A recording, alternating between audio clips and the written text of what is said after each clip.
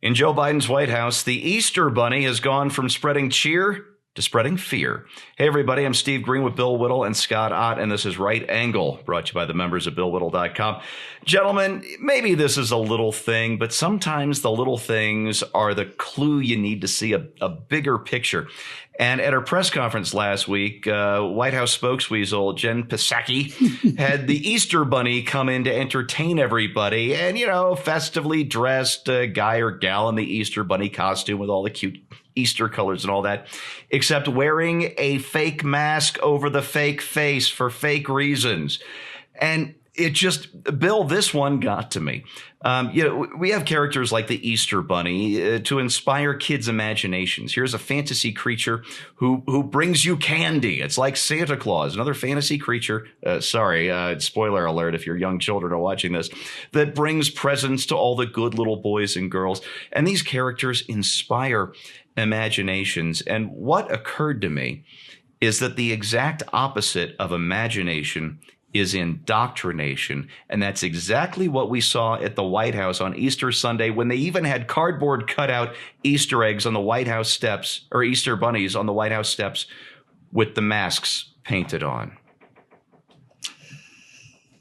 Well, you're absolutely right about imagination versus indoctrination. Imagination is the opening of the mind to possibilities, and indoctrination is closing the mind to possibilities. I think we should follow the science on this one, Steve. And before we follow the science on what the actual infection of COVID-19 among rabbits is, I think somebody ought to do some fundamental research and find out how it is that bunnies can lay eggs.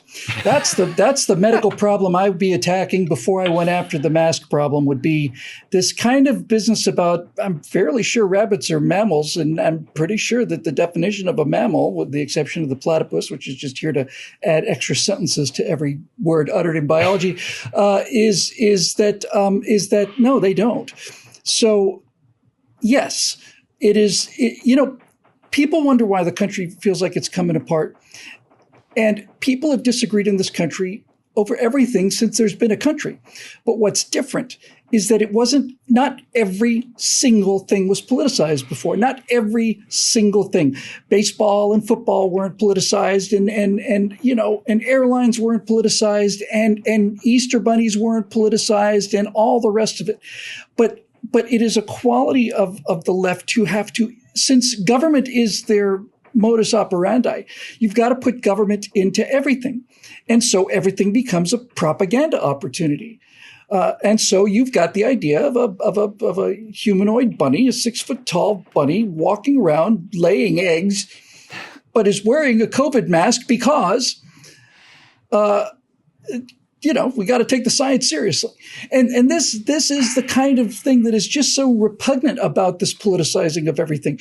I can assure you that the time is not distant when we will see Santa Claus being used as a cautionary tale against too many large sodas, and we'll have all of it.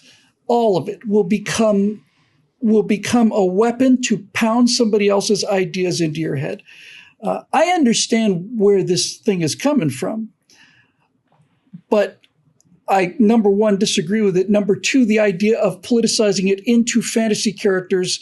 You'll see, you're going to see Snow White and the Seven Dwarfs wearing masks. They'll just do it digitally. They'll just remake the movie with masks and all the rest of it. And it's not going to stop until the American people decide. You can't just walk away from it, and you can't just complain about it. You have to actively get out there and stop it. And I suppose that's kind of why we're doing the show. Yeah, it is indeed. We're grateful to our members for producing the show and making it possible. Scott, this reminded me of something that happened about 15 years ago when Sesame Street took my absolute favorite character, other than Oscar the Grouch, and kind of ruined him, spoiled him for every generation of kids after this. And I'm talking, of course, about Cookie Monster. Picture a 3-year-old me trying to sing the C is for Cookie song, or the deep blue C is for Cookie. But I did that because every kid loves the fantasy of being or having a blue fuzzy monster that eats nothing but cookies. Because Who wouldn't want to eat nothing but cookies unless it was ice cream? But we can't have these fantasies anymore. Sesame Street took Cookie Monster and made him sing a song. I believe it was to A Woman Is a Sometimes Thing, called A Cookie is a Sometimes Food. And they had Cookie Monster pushing carrots and oatmeal or whatever on our kids who have been robbed of the fantasy, who have been robbed of expanding their imaginations. Am I reading too much into this, or is the party that is all about for the children robbing our kids of their childhoods? Well, as a former big Cookie Monster fan myself, I can understand how you might reach for that connection. Although anybody who knows anything about Cookie Monster knows that Cookie Monster never ate any cookies. He chewed them and they fell out of his mouth. And so the only result of Sesame Street's changing Cookie Monster's dietary habits is that vacuum cleaner sales plummeted across the United States because children were no longer spewing cookie crumbs out of their mouth the way they used to. So, I did that once. I got in trouble for it, by the way. Yeah. Oh, who hasn't tried? I mean, we definitely did that. I understand what the White House is trying to do. And in fact, I just saw it on Senator Tim Scott had tweeted out something, and I believe it was Tim Scott, and the avatar for his Twitter feed has a picture of him wearing a mask. And I thought, hey, Senator, you don't really have to wear a mask on your Twitter feed. You're not going to infect anybody. It's when I drive down the street and I see people alone in the car, next to me, those people wearing the mask, or people, in some cases, I'll see people walking to work, and typically they're like wearing a, fast food joint T-shirt, and they're walking to their job, and they're wearing a mask while they walk outdoors in Texas in a stiff wind, and they think they need to wear that mask. So I know they're trying to set a good example, and if they didn't, somebody on the left would probably be up in arms and say, hey, why wasn't the Easter Bunny wearing a mask? It does make some sense that the costumed character was wearing a mask if he was in close proximity to other people. I've been inside some of those costumes before. I used to deliver balloons dressed up as a character, and I know you are breathing harder than normal when you're inside of those things, and there's nothing to stop that from blowing through the blowhole there. So covering that out makes some sense. Putting masks on the cardboard bunnies, not so much. That doesn't really make a lot of sense to me. I think that politicians are so used to being under the microscope and scrutinized for every little thing that out of an abundance of caution, they think that they need to set a good example at all times. And I just think we're getting a little carried away with it. Even people who agree that if we're in a room together with other people and most people aren't vaccinated yet, and then it makes some sense to wear those masks. They don't think they have to turn on TV and see Wile E. Coyote wearing a mask. There's just there's no connection with that. Eventually, and I hope soon, this kind of nonsense will be over. In the meantime, I'm not too agitated about it. I just know PR people, and PR people think this way, and that's the kind of thing they do. And it's not some massive conspiracy or anything. It's just like, oh, we want to make sure we set a good example. Hey, Steve, can I say something about Cookie Monster real quick? Well, first of all, I love what Scott said about Wile E. Coyote wearing a mask. If they had a mask that said Acme on it, I would buy a gross of those things. I bet you can get on Amazon and find one. I'm a little older than you guys. I was never that much into Sesame Street, but my favorite character was Grover, who I think we can all agree is the thinking man's Cookie Monster.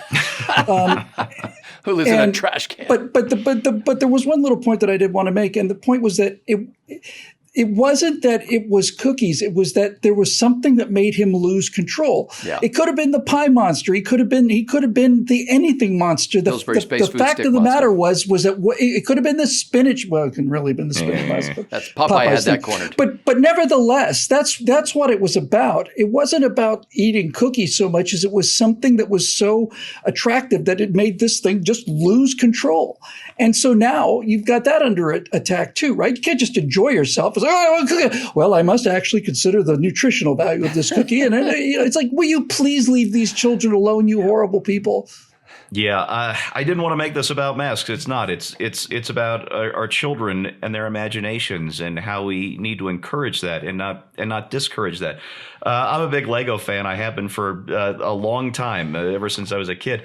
And I love building some of these big, complicated, super detailed sets they have now. I just finished building James Bond's Aston Martin, which is a lot of fun. It's got the ejector seat and everything.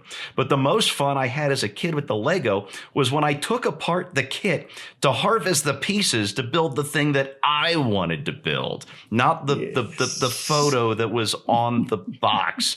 I built some really, really terrible X-Wing fighters using, pieces that I had to scrounge because there were no Star Wars kits back then.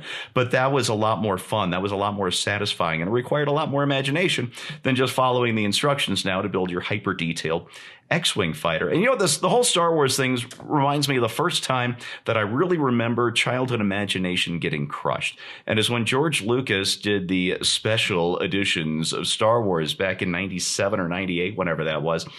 And we all know the Han shot first controversy, where Lucas recut the famous cantina scene where Han has a blaster pointed at him by the bounty hunter Greedo, and casually, while making conversation with Greedo, pulls his own blaster out under the table and shoots Greedo.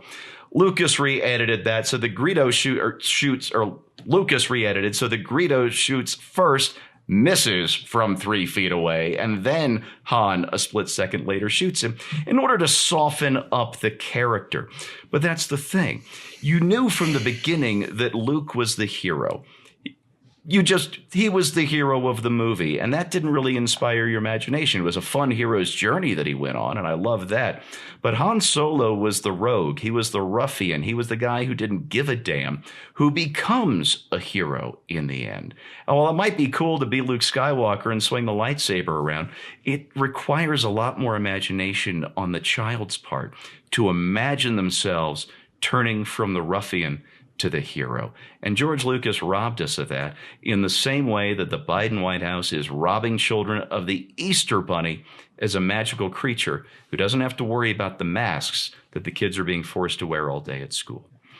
That's your right angle on that, brought to you by the members of BillWhittle.com. Just a reminder, content like this needs sponsors like you. So if you've been watching these shows for free, we'd love it if you come on board and support these shows. So go to BillWhittle.com, click the Join Now button, or you can even make a one-time donation. Every little bit helps. We'd sure appreciate it.